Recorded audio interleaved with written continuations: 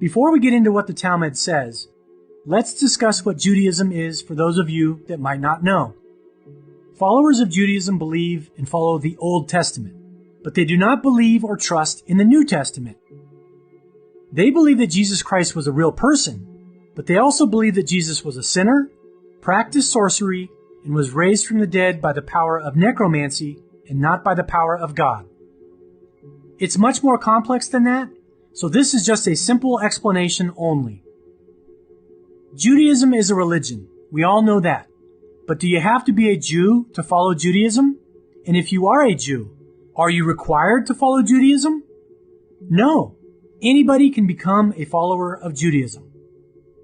And just because you are Jewish doesn't automatically mean you follow Judaism. In fact, many people who call themselves Jews do not believe in Judaism at all. About half of all the Jews in Israel today call themselves secular and don't believe in God or any of the religious beliefs of Judaism. So let me be clear, not all followers of Judaism use the Talmud. Only certain groups do. Besides using the Old Testament, Judaism has an oral tradition which explains what these scriptures mean and how to interpret them and apply the laws. The certain groups of people that do follow the Talmud believe God taught this oral tradition to Moses and to others down through the centuries. This tradition was maintained only in oral form until about the 2nd century AD, when the oral law was compiled and written down in a document called the Mishnah. Over the next few centuries, additional commentaries elaborating on the Mishnah were written down. These additional commentaries are known as the Gemara. The Gemara and the Mishnah together are known as the Talmud. This was completed in the 5th century AD. This is just a brief explanation of what Judaism is and who uses the Talmud for instruction. Okay, as we look at the verses in the Talmud, you will see the word Gentile used a lot. If you don't know what the word Gentile means, it simply means not Jewish. So here we go. Let's expose the Talmud for what it really is: evil. One who slaps the cheek of a Jew is considered as though he slapped the cheek of the divine presence. Is this trying to tell us that Jews are up on a pedestal and on the same level as the divine presence? So hitting a Jew is the same as hitting God? It sure looks that way. In a case when one found a lost item in a city where both Jews and Gentiles reside, if the city has a majority of Jews, he is obligated to proclaim his find. If there is a majority of Gentiles, he is not obligated to proclaim his find. So basically, lost items in a Jewish city must be turned into lost and found.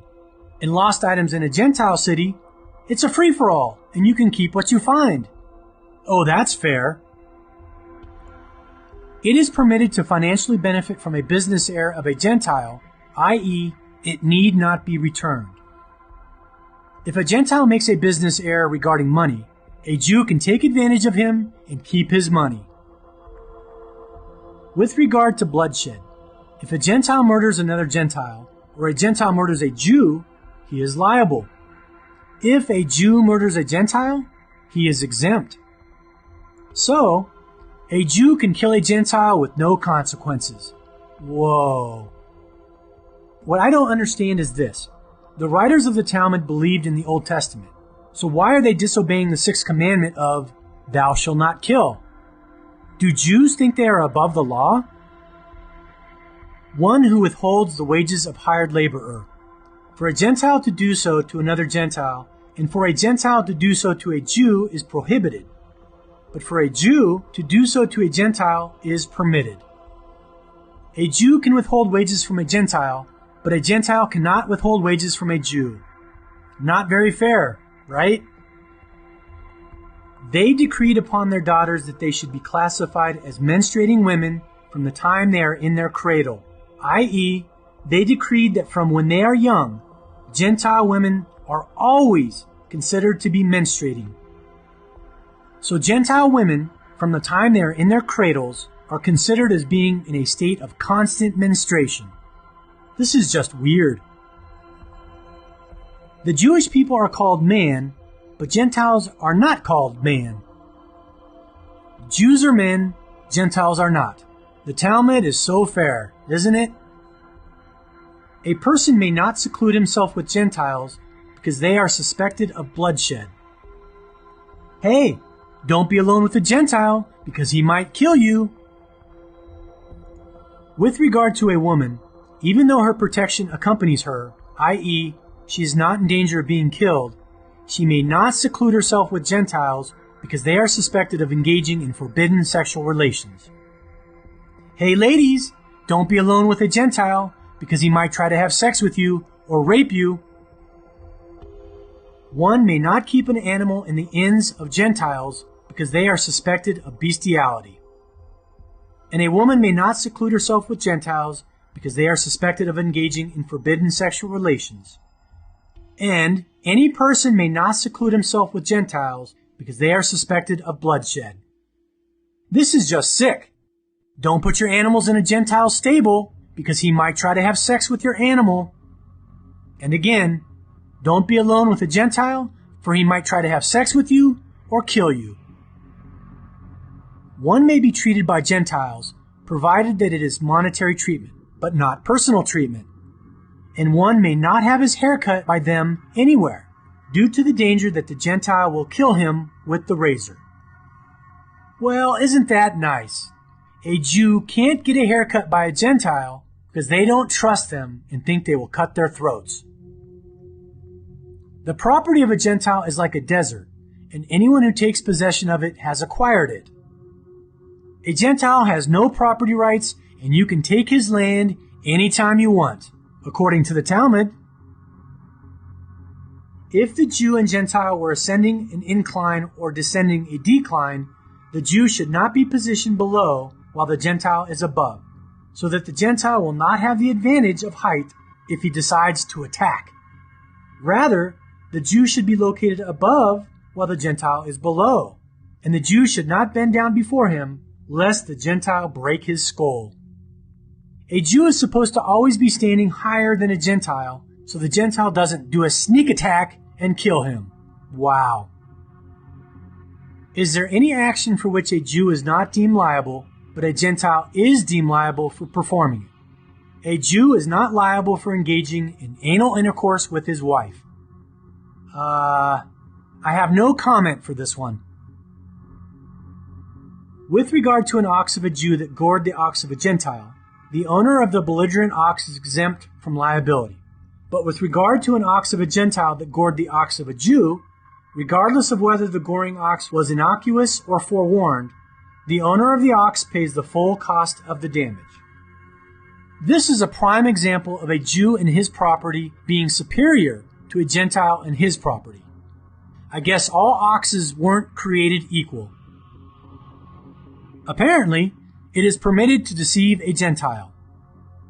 So apparently, the Talmud doesn't like Gentiles. In order to open the blisters to remove the pus, let his friend blow white cress into his mouth with a straw of wheat.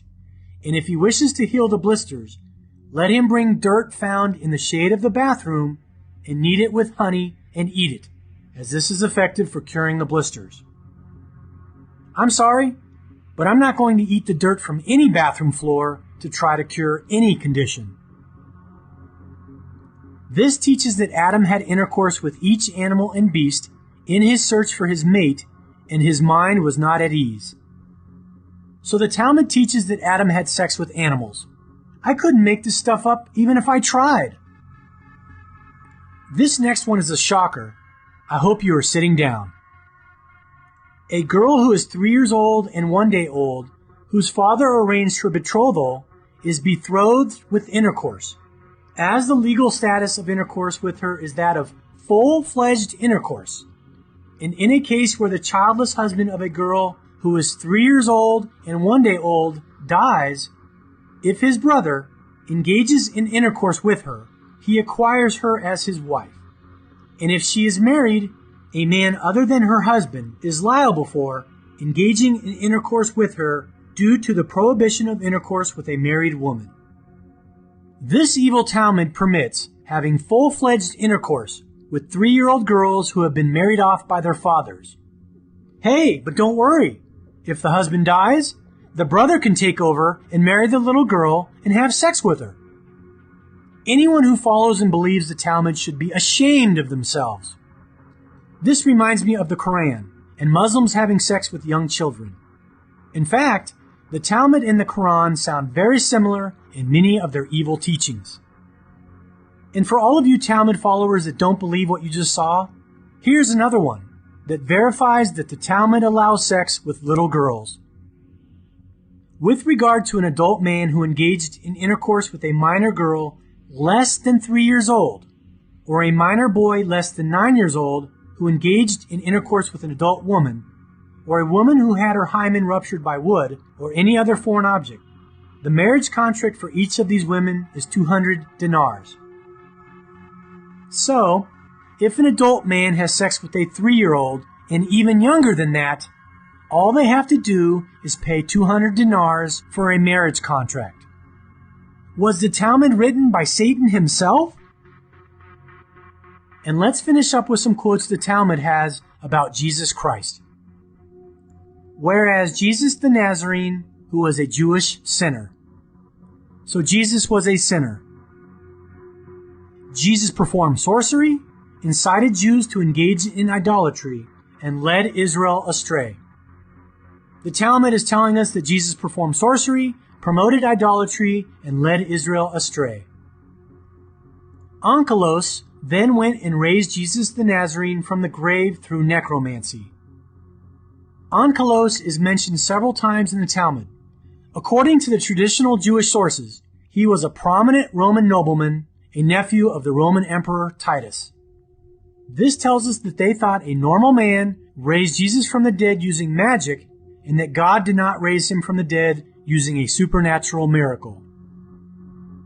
So, the Talmud says that Jesus was a sinner who performed sorcery and was raised using necromancy. You know, I'm not surprised by this, because that is exactly what Satan wants us to think about Jesus. And let's finish up with one more about Jesus. On Passover Eve, they hung the corpse of Jesus the Nazarene after they killed him by way of stoning. The Talmud messed up and made a really big mistake with just this one sentence. First, it proves that the writers of the Talmud, which was between the 2nd and 5th centuries AD, knew that Jesus was a real person who died. This validates what the New Testament of the Bible says. Second, this sentence proves the timing of Jesus' death, Passover. This also validates what the New Testament of the Bible says. So I guess we can thank the Talmud for messing up and making this mistake to validate the life of Jesus Christ. So ladies and gentlemen, now you know a little bit about the evil teachings of the Talmud and why I felt I needed to expose it.